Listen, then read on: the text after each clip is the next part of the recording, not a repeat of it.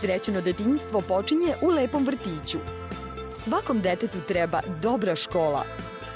Efikasno lečenje počinje u modernoj bolnici. Bezbedna vožnja počinje metrom dobrog puta. Mirna starost počinje plaćanjem poreza na zaradu. Izgradnja bogatijeg društva počinje borbom protiv sive ekonomije.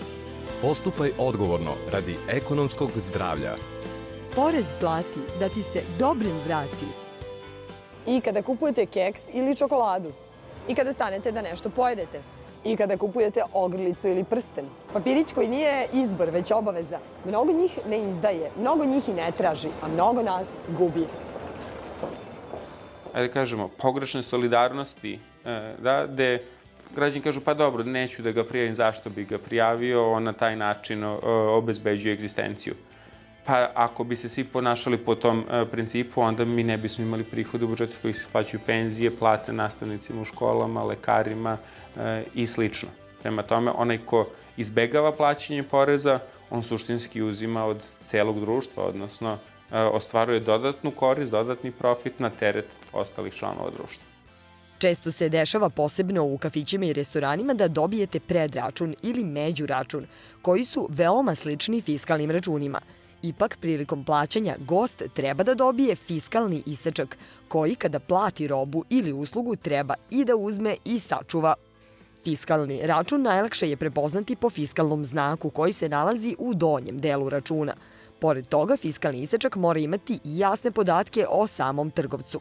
Naziv obveznika i naziv i adresu prodajnog mesta, poreski identifikacioni broj obveznika, datum izdavanja i broj fiskalnog računa, vrstu i naziv dobra, odnosno usluge, oznaku poreske stope, iznos PDV-a, vrednost evidentiranog prometa po vrsti dobra, odnosno usluge, ukupnu vrednost evidentiranog prometa, sredstvo plaćanja.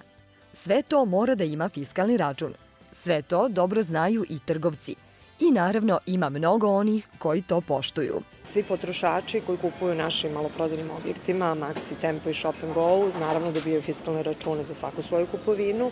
I ono što je možda još i važnije, oni mogu da budu sigurni da je svaki proizvod koji mi prodajemo prošao stroge analize o zdravstvenoj bezbednosti hrane, kvalitetu proizvoda, a sve to je u skladu sa pozitivnim propisima naše zemlje. Ako mi je nešto važno, zašto treba da sačuvam taj račun? Jer se dešava i da kradu na kasi.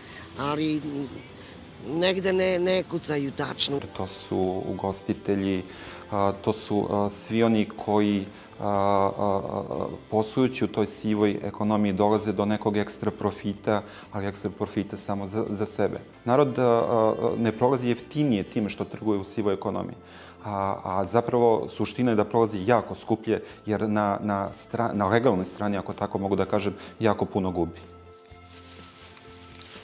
Koliko puta vam se desilo da niste sigurni da li ste dobili fiskalni račun? E pa važna napomena za sve vas koji možda ne vodite dovoljno računa o fiskalnim računima. Onaj ko vam ne izda fiskalni račun nije vam naplatio manje bilo šta što ste kupili, jer on svoj plen ukraden od države čuva samo za sebe. Dakle, ni trenutno niste uštedeli ništa. A realno koštalo vas je mnogo više, zato što na taj način svi u lancu gubimo. Zamislite koliko bi nam bilo bolje kada bismo svi zajedno odbili da budemo saučesnici.